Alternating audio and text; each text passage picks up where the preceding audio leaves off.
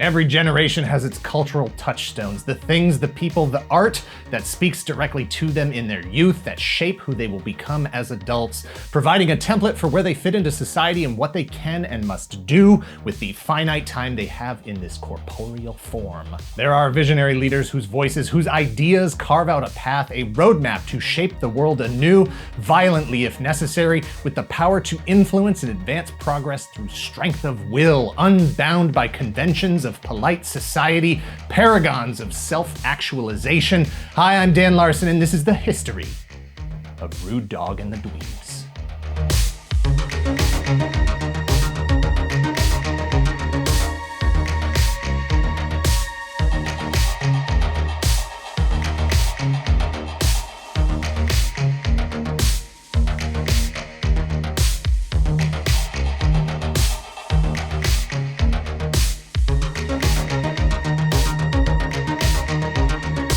Rude Dog and the Dweebs was an animated series that ran for one season of 13 episodes beginning in September of 1989.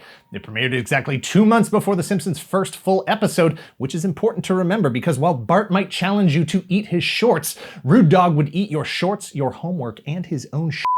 All right, Rude Dog purists, settle down. I got this. Rude Dog is not that kind of dog. He is rude and he is a dog, but he doesn't eat things like shorts and shit. Rude Dog is an anthropomorphized bull terrier that speaks, drives a Cadillac, and runs a delivery service while taking care of his crew, a loose affiliation of other anthropomorphized dogs affectionately dubbed the Dweebs. They're kind of his employees, kind of his friends, kind of his dependents. All seem completely incapable of getting through the day without some kind of assistance from Rude Dog, who, comparatively, totally has his life together. Each episode featured 2 short stories, everyday sorts of scenes from the lives of Rude Dog and the Dweebs. Not necessarily connected, but not necessarily not connected. Brief skits with standard cartoon and sitcom situations, mostly centering around Rude Dog's ability to just handle things. Like, he just radiates this larger-than-life carefree attitude, this joie de vivre that says do what you want, when you want, the devil may care, live how you want to live, be who you want to be, eat whatever kind of shit you want to. But he's also a responsible, fully functional, tax-paying adult. He's found a way to stand unbroken by the repetition of daily life and its ability to suffocate the slightest flame of idealism, hope, or dreams. He has literally taken the things that define him as an outsider and embraced them as his name. Rude Dog and the Dweebs was created by Brad McMahon. However, it was actually the continuation of an ongoing pop culture phenomenon. The cartoon was the result of a marketing attempt to grow a previously existing brand that was already wildly profitable. Rude Dog himself actually debuted a few years earlier in 1986, the same year as the Noid, Mac Tonight, and Chester Cheetah, a year before the California Raisins, Joe Camel, and Spuds MacKenzie. But it's not exactly fair to put Rude Dog in the same category as those brand characters. Rude Dog was a brand character, but he was not selling another product, he was the brand, he was the product. Sun Sportswear was a clothing manufacturer initially focusing on silkscreen t-shirts, but later reaching across men's and women's apparel and multiple age groups, all kinds of clothing.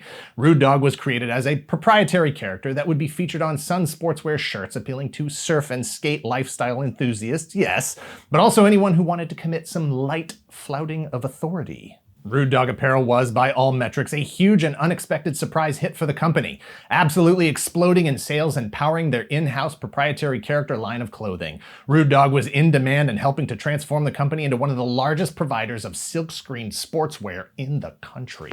And now, this message. Mama do run to Saturday Farm, get ready, here it comes, great tons of fun, the show's super fun. Yo, sweet. We're really jamming, it's the best. We're having it all on CBS. Get ready. I'm ready. But to run to CBS Saturdays!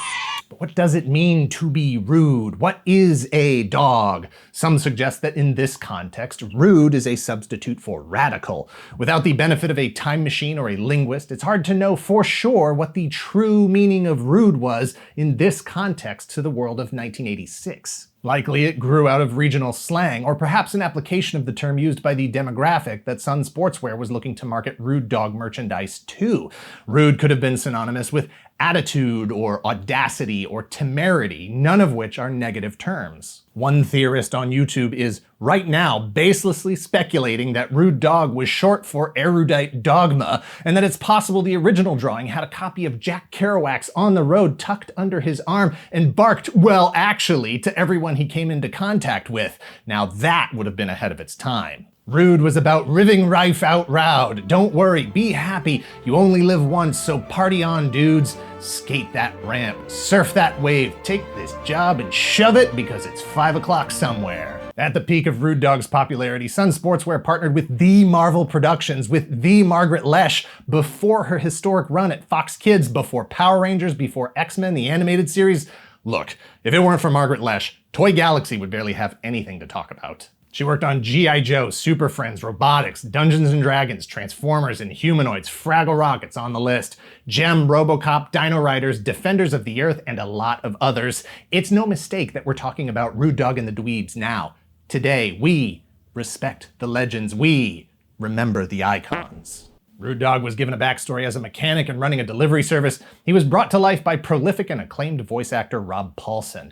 The supporting cast was filled out by the Dweebs, his friends and family, essentially, as well as a pseudo-nemesis and a cat named Seymour, a dog catcher named Herman, and Herman's dog named Rot. The Dweebs were a fox terrier named Reggie, voiced by Mendy Segal, doing a sort of Jack Nicholson riff, a Great Dane named Barney, voiced by Dave Coulier, a Chinese crested mix, Ditzy Kibble, voiced by Ellen Gerstal, a Beagle named Satch, voiced by Jim Cummings, a Chihuahua named Tweak, voiced by Hank Soroyan, Rude Dog's girlfriend Gloria, also voiced by Ellen Gerstal. And then the rest of the cast, including Caboose the Dachshund, Winston the Bulldog, Seymour the Cat, Herman the Dog Catcher, and Herman's dog Rot, were covered by Peter Optimus Prime Cullen, and Frank the Alpha and the Omega, the first and the last, the beginning and the end Welker. Rude Dog and the Dweebs aired all around the world. It was released on VHS in the US by Celebrity Home Entertainment via their Just for Kids label.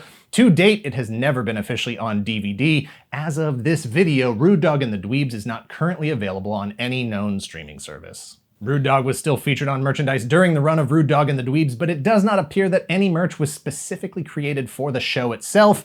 Your mileage may vary. If you have a photo of you or someone you know wearing a Rude Dog and the Dweebs anything, our operators are standing by. Rude Dog's real legacy was as a lifestyle brand, not as saccharine as Life is Good, not as gross as Coed Naked or Big Johnson, not as douchey as Von Dutch, not as overhyped as Supreme. Heck, as of 2017, Dogster.com ranks Rude Dog as the 4th favorite famous dog. He's part of the Bull Terrier pantheon with Spuds MacKenzie, Bullseye the Target Dog, and Scud from Toy Story. He's one of the great advertising dogs with Duke from Bush's Baked Beans and the Taco Bell dog from Taco Bell. He was a Rude Dog long before Triumph. In 2015, Rude Dog's creator, Brad McMahon, acquired the trademark for Rude Dog. He was working for Sun Sportswear when he created the character, so he was just fulfilling the terms of his working agreement with the company.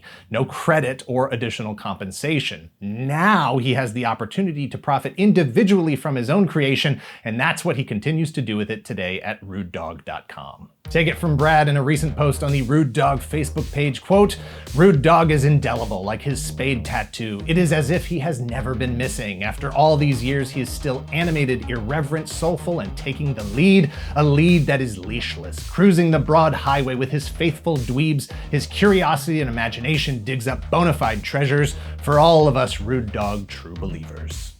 Thanks for watching. Please hit like, hit subscribe if you're not already a subscriber. Thank you very much to those of you who already are.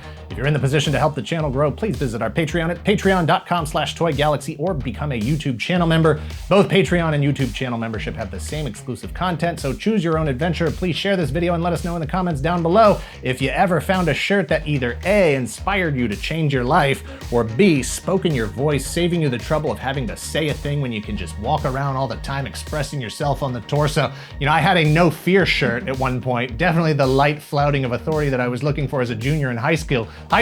Nobody was gonna tell me how to live my life. Not while I was wearing a shirt.